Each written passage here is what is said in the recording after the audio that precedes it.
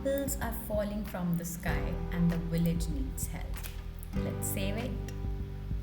So let's do step 1. Let's add a bowl first. So we'll go to the sprite section over here. Let's search for a bowl, and here it is. Let's add the sprite. We don't want the cat sprite, so let's delete it up. Now after the bowl, let's just place the bowl somewhere here maybe.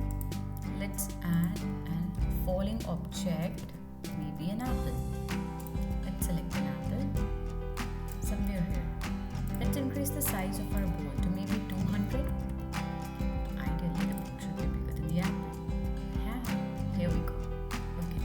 Now, usually in games, what happens? Something which is falling down. Falling down means the Y position is getting changed. Okay. So the Y is decreasing by minus numbers. Let's see how we can do it for the apple. So let's select the apple because we want this apple to fall down. Okay, so for that, what we'll do when the green flag block is clicked, in a forever loop, we'll be changing our Y by, let's say, a negative number 5. And I click it. It's falling down. Yeah. So we can add the arrow key controls for bowl also. Let's do that. Let's go to the bowl. Okay, and then what we'll do, when the space key is pressed, instead of the space key, let's make an up arrow. And when the up arrow key is pressed, we want the bowl's X position to change. No, again for up and down, we'll be changing the Y position. Let's say by 10. Okay, and the same process. We'll just duplicate these blocks, and for down it's negative 10. Then for up arrow, it's already done. Now for right and left, our X is going to change. Let's change the X by 10, and for left arrow, negative 10. So whenever we are dealing with up and down position, we will be changing Y, and whenever we are dealing with right and left, we will be changing X. Also, let me add one more block into the apple sprite.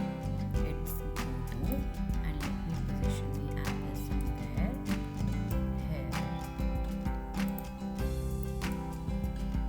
Okay, now it's negative 141. Whenever I click on the green flag, apple falls, and I am also able to control my bowl like this, left and right, to catch it. Okay, so this is how, and what happens now? We want to catch the falling apple. So to catch the falling apple, what are we going to do? Let's add another block in here. Okay, maybe in the apple itself, forever loop. We'll put a condition here. If the apple touches the bowl, then it's gonna hide. Okay, so for that I'll go to put a show block in here. Now see, it hides. So it means we are able to catch the falling apple. Okay, so this is how we can make the objects fall down, and this is how we can detect the collision and make them catch them. And also using the left and right arrow keys, we can make the objects move also. Okay, so this is our code, and tomorrow we'll add score to save the village. Bye bye.